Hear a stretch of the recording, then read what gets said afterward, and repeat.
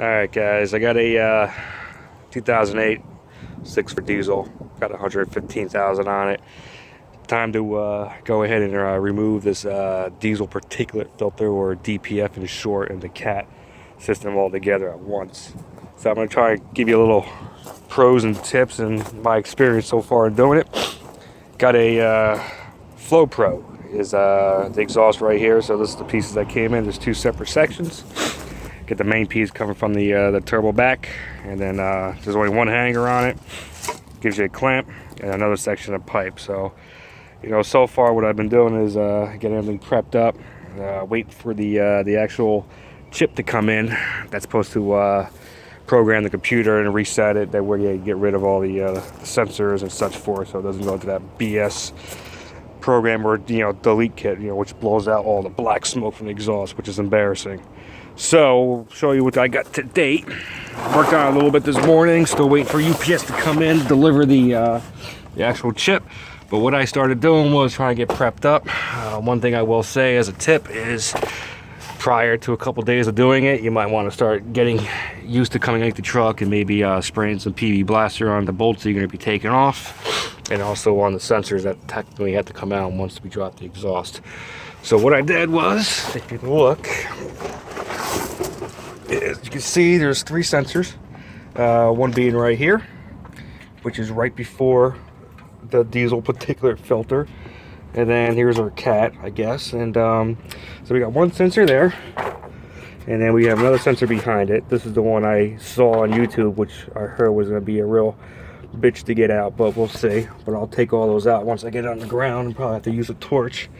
What I did have to do is the clamp that goes from here, that goes past the DPF itself, I had to cut it off. It was just so rusted on there. You can see the one prior to the muffler, how bad it is. It's nice and rusted, so there's really no way in saving that. So best thing to do, and advice I say, is go pick up a muffler clamp. I picked up a 3.5-inch clamp right here. You know, obviously once we get the new pipe on there, it'll fit right over. We'll clamp it all up and be good. I know this hanger will not be used anymore, so if you want to save it, go ahead. I know some states they require for you guys to put this on there to pass the emissions, but over here in Jersey, they don't need to. So, I mean, I can just get away with just cutting this out and be done with it, but you never know. I don't want to cut any more than I don't have to. Going back to the front, this hanger is the one that we are going to be saving and using, so I have to keep these grommets intact. There is another sensor, I believe. It's on the other side. It's really hard to tell with the camera, but it's over on this side, I believe. So there's three sensors in total. Another word of advice too is, again, on top of the PV Blaster, all right, I had to bring out the torch and actually, you know, heat these nuts up to actually loosen them. But be aware that these nuts that are attached to this flange right here, they are welded. So don't try and bother and try to take an impact wrench or a socket and beating the hell out of it and trying to get it. You're gonna have to get it from the other side. So right here is where your bolts are that you actually will unscrew with your wrench or impact, whatever you choose. You will need a swivel socket. I still have mine up here because I still have yet to take the rest of it out. Usually about probably like a 10-inch extension on a 3/8 ratchet. Once you heat them up, they should come right out. I already have all these loose, but I don't want to drop the exhaust just yet because I'm waiting for that chip to come in, because the one instructions they do say is to program the computer on the truck and then start the truck up to make sure it still runs. So I'm going to keep everything intact to that point, but I'm at the point where I'm almost ready to drop this exhaust once I get that chip in. So just waiting on UPS to get here with that.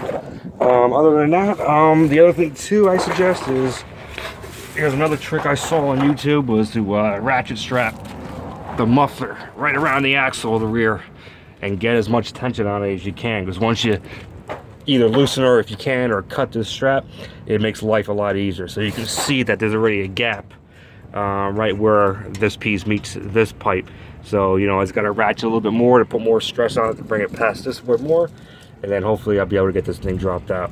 So that's it for now. I'm going to keep you posted once I get the delete. I'll show you real quick how the programming goes with it. Other than that, it's going smooth. You know, no complaints so far. So, you know, we'll see what happens.